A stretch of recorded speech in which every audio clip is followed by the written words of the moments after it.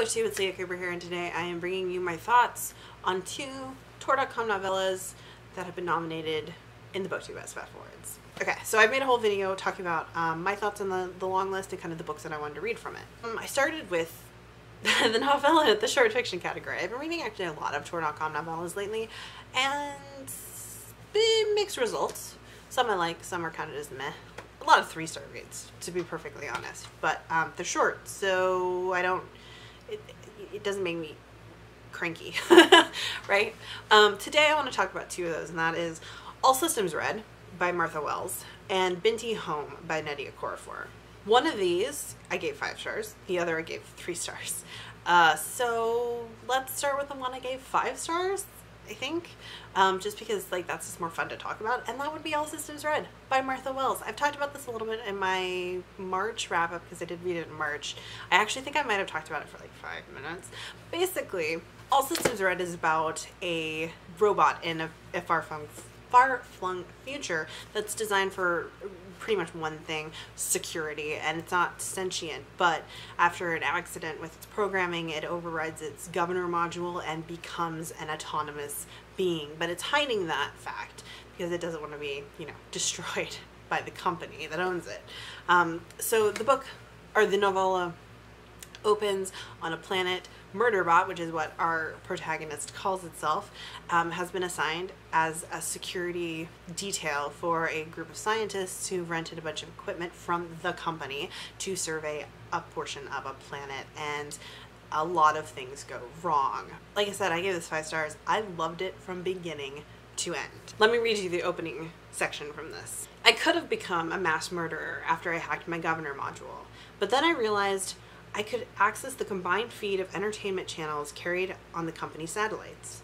It had been well over 35,000 hours or so since then, with still not much murdering, but probably, I don't know, a little under 35,000 hours of movies, serials, books, plays, and music consumed. As a heartless killing machine, I was a terrible failure. And that tone sets the tone for the rest of the novella. Murderbot, while sentient, doesn't really bear any overt ill will for humanity, but that doesn't mean that they want to be buddies with humanity either. They really don't want to interact with people. They want to be left alone as much as possible and watch, you know, trashy soap operas. They continue to work for the company because, hey, it's a job. There's something so like human and comical about Murderbot. The character is just so sympathetic and likable. The plot of the novella, the scientists, the dangerous wild alien fauna, the, you know, political plots, these are all fairly stock and trade elements for this type of science fiction. But the thing that's, I think, carries the story is really the characters. They're fun. The scientists that Murderbot is protecting or guarding are interesting. The interactions that Murderbot has with these humans is interesting. The way the humans try to humanize the Murderbot is interesting. Like, I wanted to see these awkward interactions. I wanted to see more of them, and that's why I kept reading, you know? In a very short space of time, I was emotionally invested in what would happen to Murderbot, and by association the scientists that it kind of cared about. And it was just kind of funny. And you know, funny goes a long way to just making a little sci-fi action romp enjoyable. I finished All Systems Red, and I immediately went to my library and put a hold on the sequel, which my library hasn't even purchased yet. But I did that because I enjoyed the characters so much. I want to spend more time with them. I would totally recommend the short story to pretty much anyone who enjoys science fiction. I don't think it skews in any direction too far to alienate it to anyone just like in general interested in science fiction. It's got a little bit of discussion about artificial intelligence and personhood in it, but it's not on the existential level of, say, Ex Machina or Westworld, which, oh my gosh, side note, who else is so excited for Westworld season 2? It has elements of kind of action and adventure that kind of appeal just like in general to people who enjoy things like Alien, though it doesn't have the horror elements that like Alien did. And it's not going to be a 5-star read for everyone, but I think a lot of people will enjoy it if they check it out. So I'm very glad to see it nominated in the BooktubeSFF Awards. I'm super glad I finally got around to reading it. I should have read it when it came out. I mean, I follow Martha Wells on Twitter, but I'm only just now getting around to reading it. It's a travesty, I know. Let's talk about the other novella I read, which was Binti Home. This is the second book, or novella, in the Binti series written by Nadia Okorafor, the first one, of course, being Binti. I gave both Binti and Binti Home 3-star reads. They were okay, but I don't get the hype. There are some really good roots to both of these stories, but I think the actual execution leaves a lot to be desired, unfortunately, and it just kind of made the reading experience a bit of a chore. I probably won't be reading the third one unless it gets nominated in the BooktubeSFF Awards next year, which seems likely, but I have no interest in reading it. But let's talk about what these novellas are about. So it's about a nebulous future Earth. We have a girl from a very reclusive desert community who's a mathematics genius. She tests into an alien university, and even though culturally no one in her people ever leave Earth, she goes against her family's wishes and enrolls in the university and leaves Earth. And this is all in the first book, right?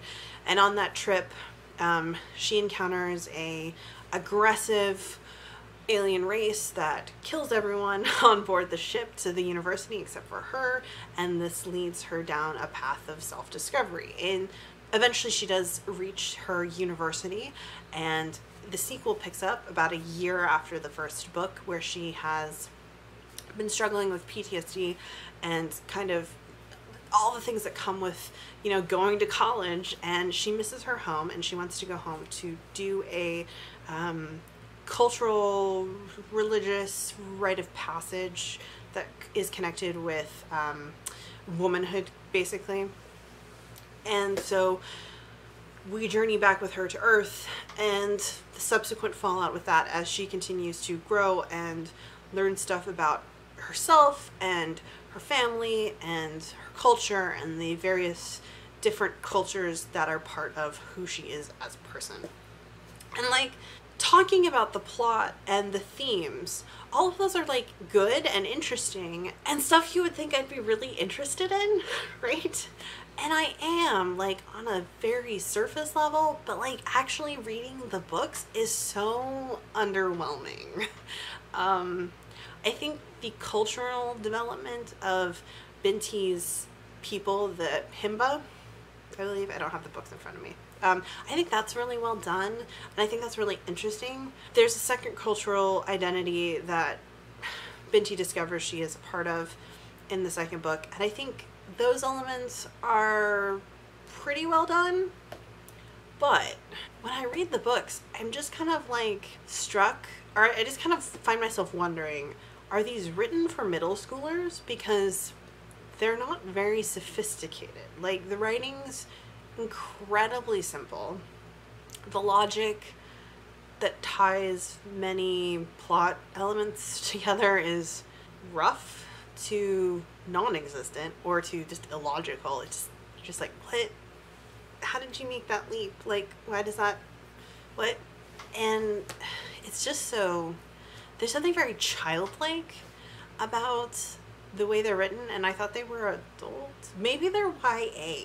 Like, they don't read like adult science fiction. They don't read like adult books. I think they barely read like as YA. I genuinely feel like they're written for 10 or 12-year-olds, but they're not being marketed at that age group. So it's like really it's confusing to me. And I'm like worried about, I'm a little concerned about expressing these opinions and my impressions of these books, because they seem to be like universally adored by everyone who reads them, and everyone's just can't stop talking about them and recommending them and how much they love them.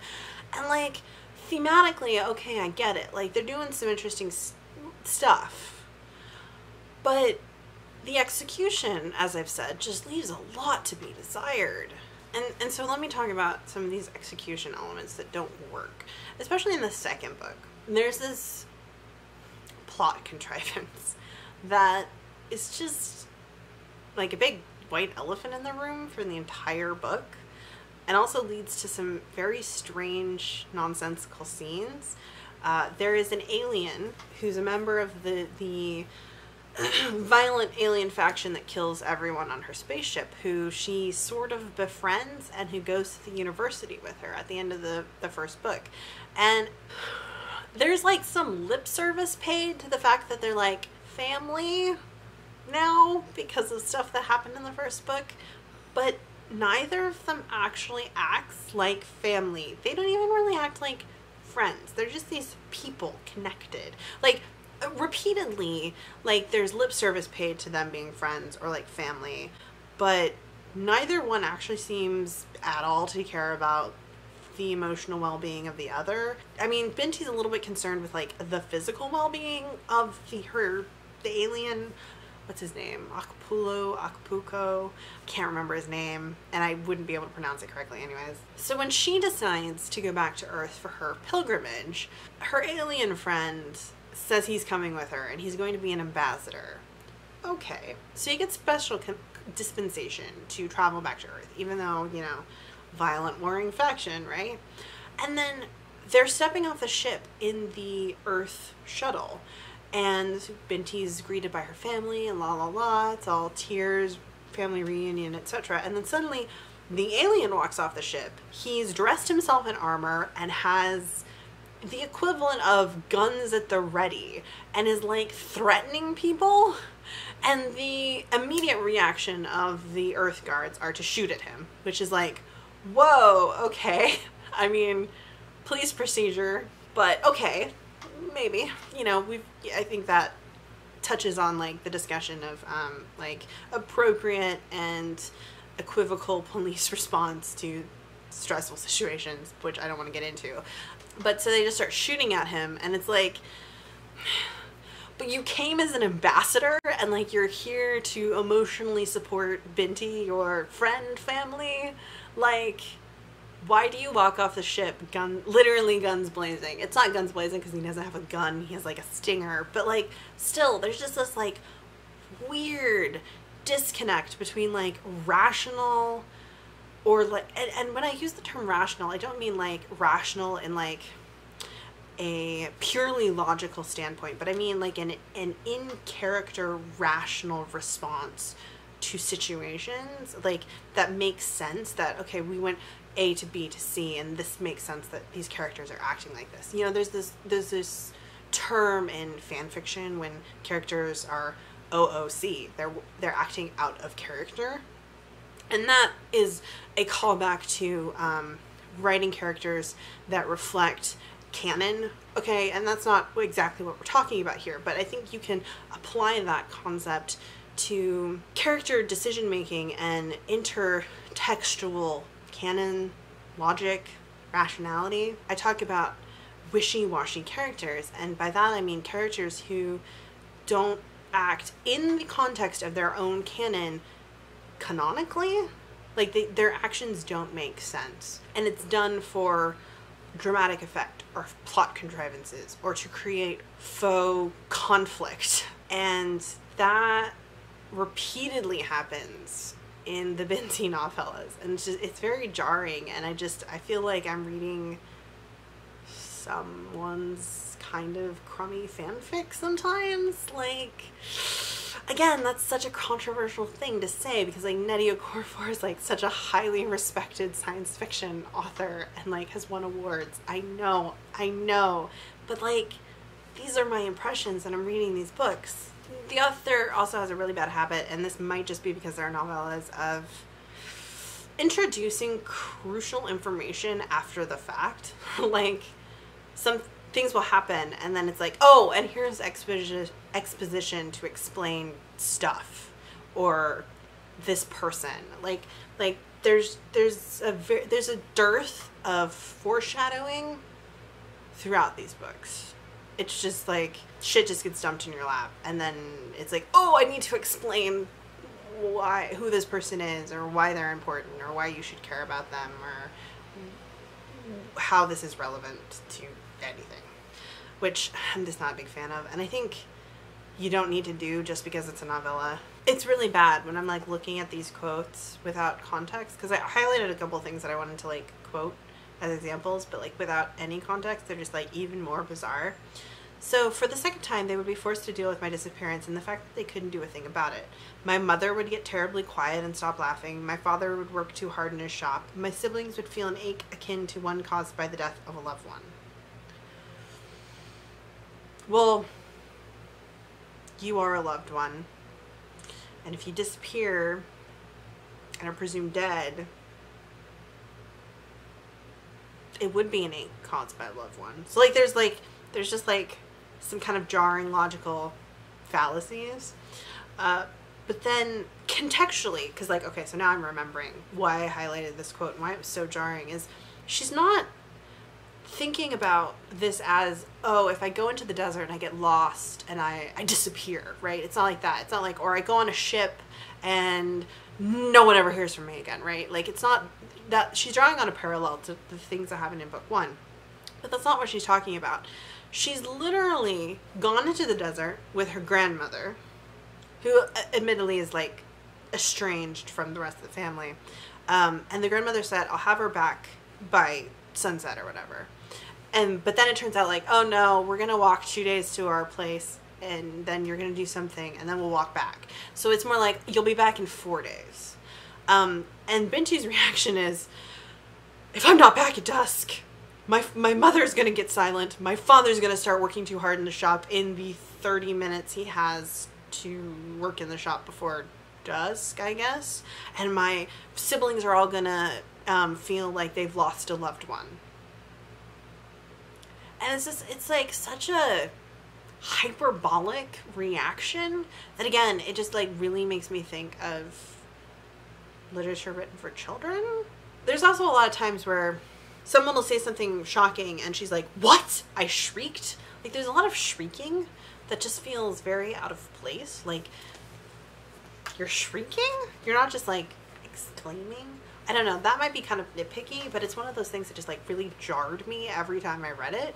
And I don't know, maybe this whole review feels like really nitpicky, but I think it comes down to I wasn't super into the characters, and the actual reading of the stories was not a particularly enjoyable experience, and I'm not like super intrigued by the what's gonna happen next elements of the story. So I think I've like rambled on long enough about how much I'm just not into these books. They're not bad per se, and obviously they resonate with a lot of people, and I think they are talking about really interesting things, and the cultural aspects are probably the strongest parts of the books. Just overall, I've read better. I'm sorry, don't hate me. I don't know. Not everything is going to be for everyone's tastes. I think this means I've read all of the short stories that were nominated for the BooktubeSFF Awards. I'd have to double check. Another novella that's been nominated is Down Among the Sticks and Bones, which I'm pretty sure I have a full review for. If I can find it, I will link it up here. I was pretty meh on that one too. I think it suffers from Shauna McGuire's inability to foreshadow the actual emotional high points of the climaxes in the third act that she wants to hit. Like, both of the novellas in the Wayward Children series have suffered from bizarre third acts that kind of come out of nowhere and end very abruptly with no real setup. Like, so my vote is definitely going for All Systems Red. I think as a whole, it's a much more consistent novella, and it's just a lot of fun, and it's my recommendation if you haven't read it. So anyways, let me know what you thought of either of these novellas or just the short story category that's been like all the stuff in the category that's been nominated down below. I'm sure a lot of you are going to disagree with me about Binti. It is what it is. I hope you've enjoyed this review. You found it interesting. Let me know if you're going to be picking up any of these short works. And if you haven't already, don't forget to hit that subscribe button so you never miss any of my brutally honest reviews. Let's be real. They're just brutally honest. And I'll see you in my next video, which might be another review, to be honest. I've got a lot of arcs that I'm reading, so gotta get those read and reviewed. Anyways, see ya.